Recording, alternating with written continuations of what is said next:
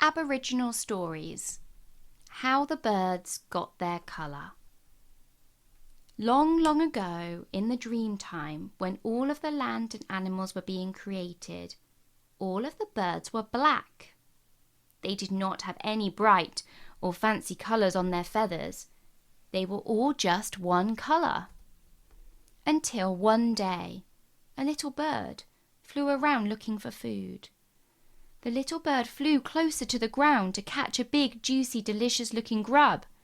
When the bird flew close to a tree, he landed on a big, sharp branch.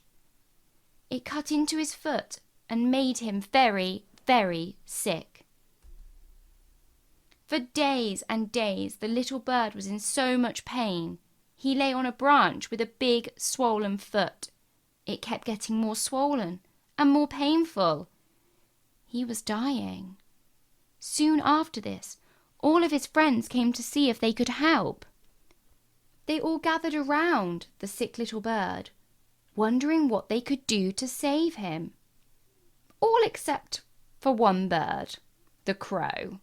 The crow just wandered back and forth, not doing anything to help.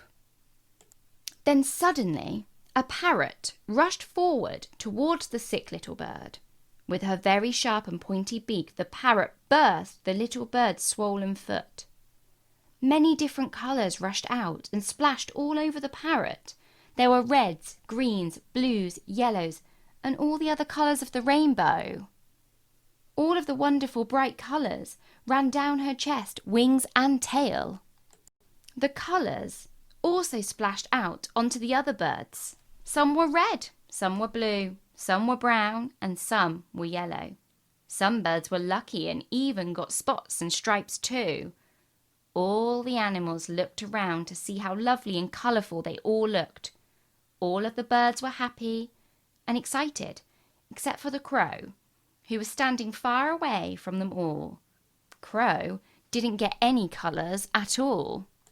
The sick little bird soon became better. He thanked the parrot for helping him with his swollen foot and then flew away. And that's how the birds got their colours. The rainbow serpent.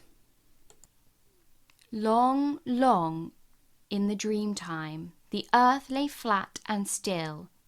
Nothing moved, nothing grew. One day, a beautiful snake awoke from her slumber and came out from under the ground. This snake was known as the rainbow serpent. She travelled for a very long time, far and wide. As she made her way across the land, her body formed mountains, valleys, and riverbeds. The rainbow serpent was the dream-time creature who shaped the earth. After all of her travelling, she grew tired. She curled up and began to sleep. After some rest, she returned to the place where she had first appeared and called out to the frogs, "Come out!" The frogs woke up very slowly because they had so much water in their bellies. The rainbow serpent tickled their stomachs, and the water began to fill the tracks that the rainbow serpent had left. This is how the lakes and the rivers were formed.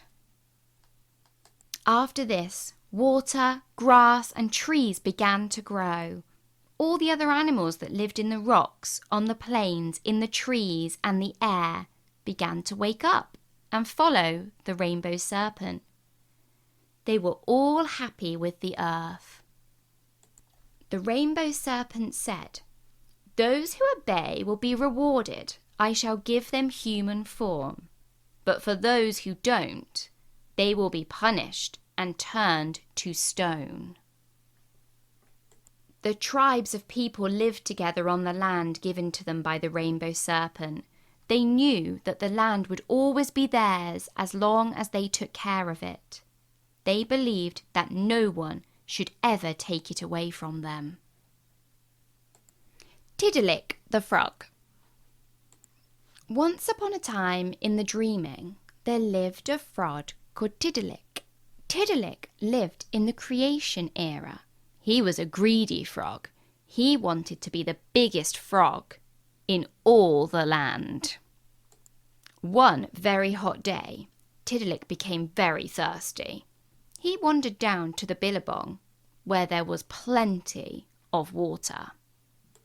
Tiddalick was so thirsty that he began to drink and drink and drink until all the water in the billabong was gone. When all the animals came to the billabong for a drink, they discovered that there wasn't any water left. They were hot and thirsty too. They knew that it was the greedy frog, Tiddalick, who had drunk all the water.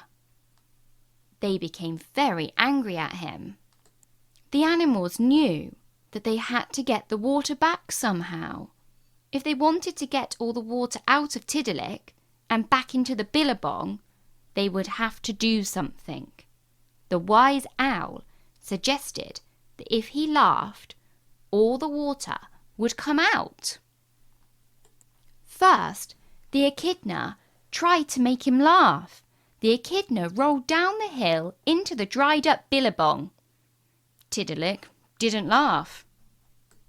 Next, the kookaburra, who was perched high up in the gum tree, pretended to fall out.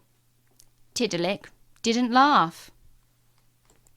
After that, the wombat started dancing. Some very funny moves. Still, Tiddalick didn't laugh.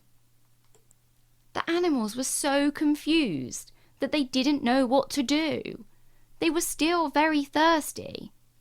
Finally, the eel decided to give it a try.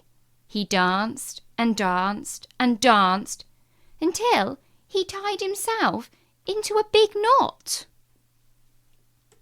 Suddenly, Tiddalick's mouth started to move. He could not stop laughing at the eel. He laughed so much that all the water came out and ran back into the dried-up billabong. From that day, Tiddalick was never greedy again, and he only drank what he needed.